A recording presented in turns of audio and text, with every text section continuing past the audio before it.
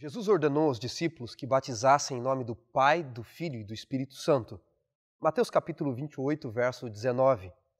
No entanto, quando nós vamos ao livro de Atos dos Apóstolos, não encontramos nenhum texto onde os discípulos apareçam cumprindo esta ordem de Jesus.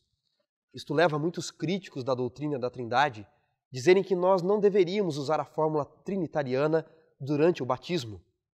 Ora, os textos de Atos dos Apóstolos que trazem batismo e fórmula batismal são os textos de Atos 2:38, Atos capítulo 8, verso 16, Atos 10:48 e Atos 19, verso 5. São esses 4 textos apenas. Quando nós olhamos esses textos com mais cuidado, nós percebemos que existem nesses textos 2 fórmulas batismais diferentes. Vamos olhar esses textos bem de perto.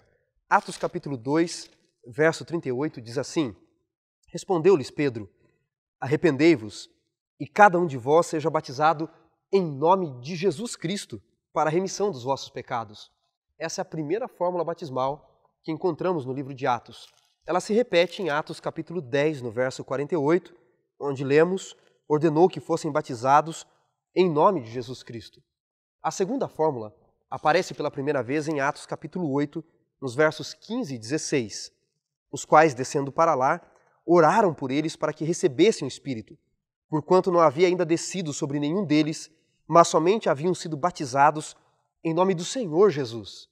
Essa é a segunda fórmula batismal, batizar em nome do Senhor Jesus, que se repete em Atos no capítulo 19, no verso 5. E eles, tendo ouvido isso, foram batizados em nome do Senhor Jesus. Afinal, qual a maneira correta de se batizar segundo o livro de Atos?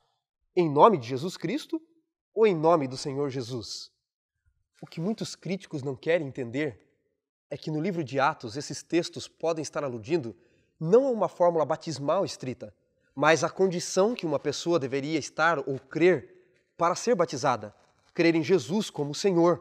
Também não entendem que no livro de Atos e nos outros livros do Novo Testamento, os discípulos são apresentados como cometendo muitos erros, porque eles não compreendiam muitas coisas. Em Atos 3, verso 1, diz assim: Pedro e João subiam ao templo para a oração da hora nona. O que Pedro e João foram fazer no templo, na oração da hora nona, quando curaram aquele homem coxo junto à porta do templo chamado Formosa? A hora nona era a hora da morte do Cordeiro. Pedro e João, mesmo depois da morte e ressurreição de Jesus, ainda pensavam que para serem salvos precisavam matar cordeirinho. Em Atos, no capítulo 10, para pregar a um gentio, para tirar o preconceito de Pedro, Deus tem que baixar um lençol numa visão, um lençol do céu por 3 vezes, senão Pedro não iria. Em Atos capítulo 15, eles reúnem um concílio para discutir se os gentios precisavam ser circuncidados para serem salvos. E em Gálatas, no capítulo 2, no verso 11, quase 30 anos depois da ressurreição e ascensão de Cristo ao céu, Paulo tem que repreender Pedro, porque ele era preconceituoso e fazia acepção de pessoas. Por que os discípulos faziam isso? Nós precisamos entender que no livro de Atos, os discípulos ainda estão aprendendo. Precisamos entender que a verdade é como a luz do sol, que vai brilhando mais e mais até que se torne dia claro. Em João, no capítulo 16, no verso 12, Jesus deu um princípio interessante a respeito da verdade. Lá está escrito assim: tenho muito que vos dizer, mas não podeis suportar agora. Ou seja, aquilo que Deus tem para nos ensinar é progressivo e às vezes ele segura porque nós não podemos suportar. Mas em João, no capítulo 12, no verso 16, há um segundo princípio a respeito da verdade. Lá diz que os discípulos a princípio não entenderam o que Jesus dissera, mas depois que ele ressuscitou e foi glorificado, compreenderam tudo o que ele tinha falado. Veja, não só aquilo que Deus tem a nos passar é progressivo, como aquilo que ele já nos ensinou, o nosso conhecimento a respeito disso também é progressivo. Assim ocorreu com os discípulos. Eles ainda estavam aprendendo muitas coisas.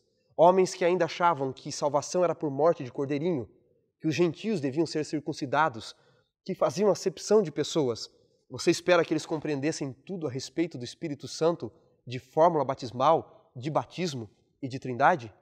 Não, mas eles estavam em busca do conhecimento e aprenderam. Tanto que no ano 70, através da Didaquê, que é o ensino dos apóstolos, lá está explicado, através dos próprios apóstolos, que o batismo deveria ser em nome do Pai, em nome do Filho e do Espírito Santo.